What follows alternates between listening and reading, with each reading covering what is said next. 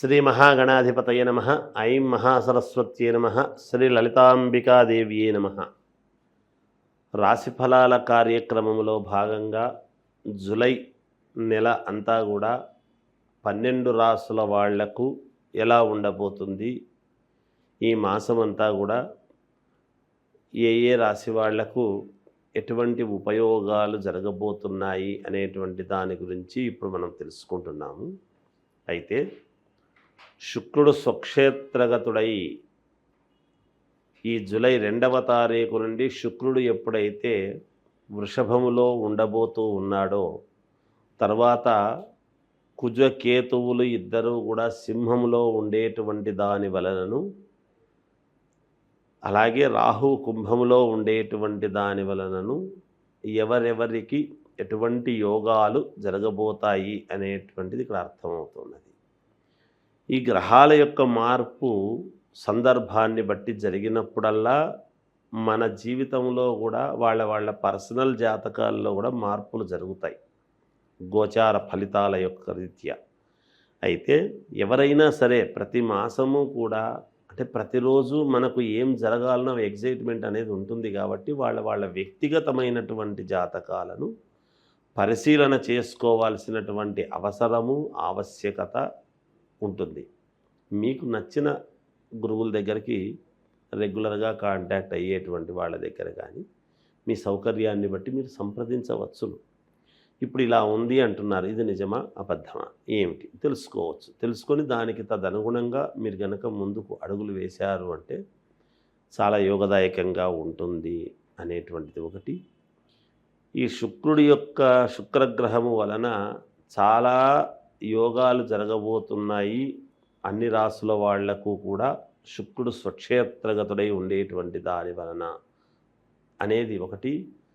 రెండవది, ఎప్పుడైతే రవి స్థానములో కేతు ఉన్నాడో ద్వంద్వ రీతిలో 2 రకాల యోగాలు మిగతా వాళ్ళందరికీ కూడా రాబోతున్నాయి అనేది తెలియజేస్తూ, వృశ్చిక రాశి వారికి ఈ జూలై మాసం అంతా కూడా, నెలంతా కూడా ఎలా ఉండబోతుంది అంటే ఎటువంటి ఫలితాలు ఉంటాయి అంటే చాలా యోగవంతమైనటువంటి ఫలితాలు, అనుకూలమైనటువంటి గ్రహస్థితులు ఉన్నాయి అనేటువంటిది తెలియజేస్తున్నాను.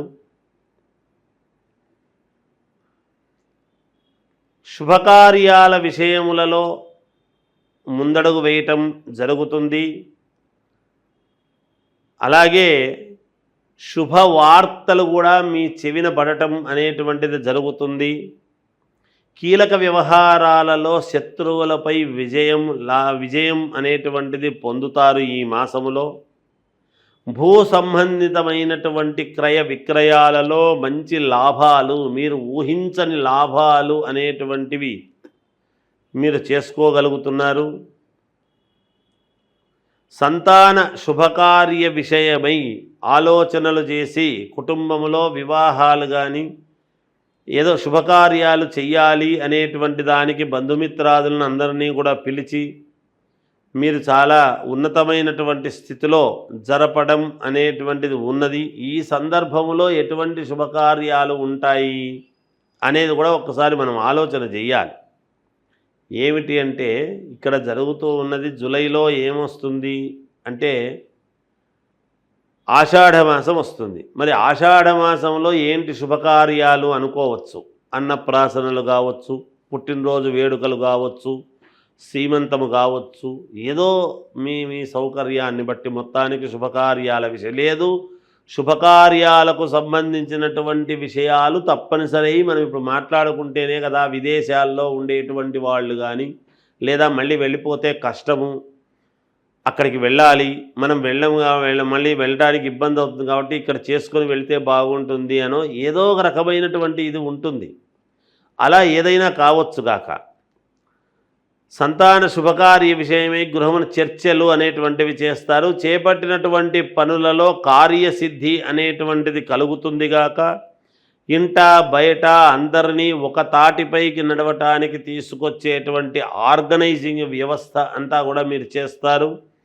అంటే ఏవైనా మనక్లేశం వాళ్లకు వీళ్లకు ఉండడం సహజమే, కానీ ఎందుకు అలా ఉండొద్దండి, ఈ ఉపయోగాలు ఉంటాయి మీకు, ఇది ఇలా కలిసి ఉంటే ఇలా మేలు జరుగుతుంది అని కలిపే మార్గము చేస్తారు.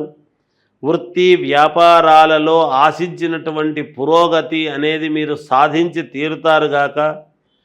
సమాజములో పేరు కలిగినటువంటి వ్యక్తులతో పరిచయాలు అనేటువంటివి బాగా పెరుగుతాయి. మరి బాగా పేరుండేటువంటి వ్యక్తులు ఉంటారు. ఆ బాగా పేరుగలిగినటువంటి వాళ్ళతో మీ యొక్క ఆలోచనలు పంచుకొని ముందుకు వెళ్ళే విధముగా ఉంటుంది. నిరుద్యోగ ప్రయత్నాలు అనేటువంటివి మరింత అనుకూలముగా సాగుతాయిగాక. ఈ కోర్టుకు సంబంధించినటువంటి విషయాలు ఏవైనా కొన్ని ఇబ్బందులు కలుగజేసేటువంటివి గనక ఉంటేనే, లేకపోతే మనవి కొంతమందికి ఉంటాయి. అలా ఉన్నటువంటి వాళ్లకు కోర్టు పరము నుంచి కొంచెం మంచి రిలీఫ్ అనేటువంటిది దొరుకుతుంది గాక. ఇది నేను చెబుతూ ఉండేటువంటి ఫలితాలు కేవలము ఇప్పుడు ప్రధాన పక్షములో ఉండేటువంటి రాజకీయ నాయకులే కాకుండా ఓడిపోయినటువంటి పార్టీలో ఉండేటువంటి రాజకీయ నాయకులకు కూడా వర్తిస్తుంది. యోగవంతమైనటువంటివే ఉన్నాయి. మీ ప్రయత్నాలు మీరు చేసుకోవాలి. అలా చేసుకుంటే మీకు మేలు జరుగుతుంది. కొన్ని గృహములో మామూలుగా గుట్టుగా ఉండేటువంటి నిర్ణయాలు తీసుకోవటం అనేది జరుగుతుంది గాక. ఏది మీ కుటుంబ సభ్యులు భార్యాభర్తలు మాత్రమే కూర్చొని బయటికి ఎవరికి తెలియకుండా గుప్తముగా మనం ఏం చేసుకుంటే బాగుంటుంది ఏమిటి అనేటువంటి నిర్ణయానికి వచ్చి మీరు ప్రకటితం అనేటువంటిది చేస్తారు. జరుగుతుంది గాక. మేలు జరిగే అవకాశాలు చాలా వరకు ఎక్కువగా ఉన్నాయి. ఏదైనా లగ్నం అనేటువంటిది చాలా ముఖ్యము. ఏ లగ్నంలో పుట్టారు, ఏ లగ్నంలో పుట్టినందుకు ఏం జరుగుతుంది అనేది చాలా అవసరం. అందువలన మీ వ్యక్తిగతమైనటువంటి జాతకాలు మీరు ఒక్కసారి పునఃపరిశీలన మీకు నచ్చిన చోట నచ్చిన వాళ్ళ దగ్గర చేసుకోండి.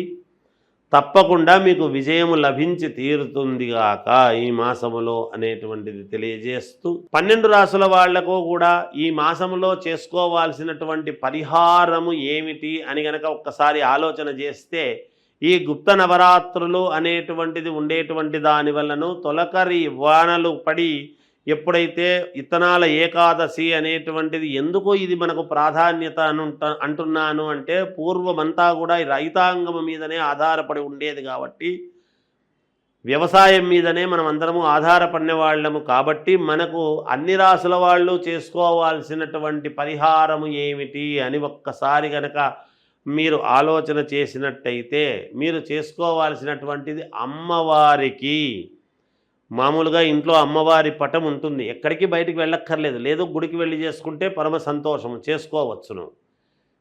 ప్రతి శుక్రవారము, ప్రతి మంగళవారము, ప్రతి రాశి వాళ్ళు కూడా ఈ రాశి వాళ్ళే ఈ రాశి వాళ్ళు కాదు అనేటువంటిది ఏమీ లేదు.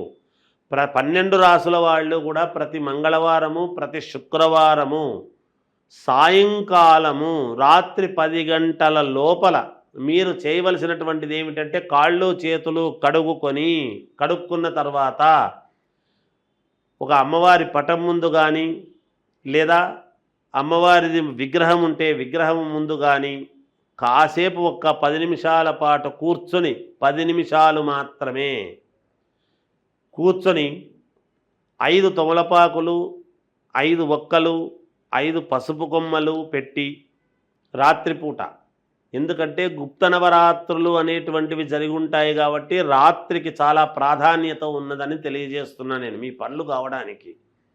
అలా కూర్చొని అమ్మవారిని ఓం శ్రీమాత్రే నమః, ఓం శ్రీమాత్రే నమః, ఓం శ్రీమాత్రే నమః అనేటువంటి మంత్రాన్ని 108 సార్లు, అన్నిసార్లు మేము చేసుకోలేకపోతున్నాము గురువుగారు అంటే పెద్ద విషయం ఏమీ కాదు. మనకు పనులు కావాలి అన్నప్పుడు ఒక 108 సార్లు. అయితే నేను చెప్పినట్టుగా బయటికి మంత్రము చెప్పకండి, లోపల మనస్సులో మననము చెయ్యండి. మంత్రానికి మననం చేయటం అనేటువంటిది చాలా ఉన్నతమైనటువంటి విలువ. నేను బయటికి చెప్పకపోతే మననం చేస్తే మీకు ఎలా అర్థమవుతుంది? ఏదో గురువుగారు మూగ భాష చెప్పినారని అనుకుంటారు. అలా అనుకోకూడదని నేను బయటికి చెప్పాను. నిజానికి మంత్రాలు బహిర్గతం చేయరాదు, అందుకనే ఉపదేశం అంటారు, చెవులో చెప్పాలి. అయితే ఇప్పుడున్నటువంటి పరిస్థితుల దృష్ట్యా యావత్ ప్రపంచానికి ప్రసార మాధ్యమాల ద్వారా వీళ్ళు ఎంతో ఉన్నతముగా అందరికీ తెలియాలి అనేటువంటి తాపత్రయంతో చేస్తున్నందుకు గాను ఆ యొక్క దీన్ని మీరు సద్వినియోగం చేసుకుంటారు అనేటువంటిది అనుకుంటూ ఈ యొక్క ఇది మీరు చేస్తే మీకు మేలు జరుగుతుంది అని తెలియజేస్తూ జయోస్తు.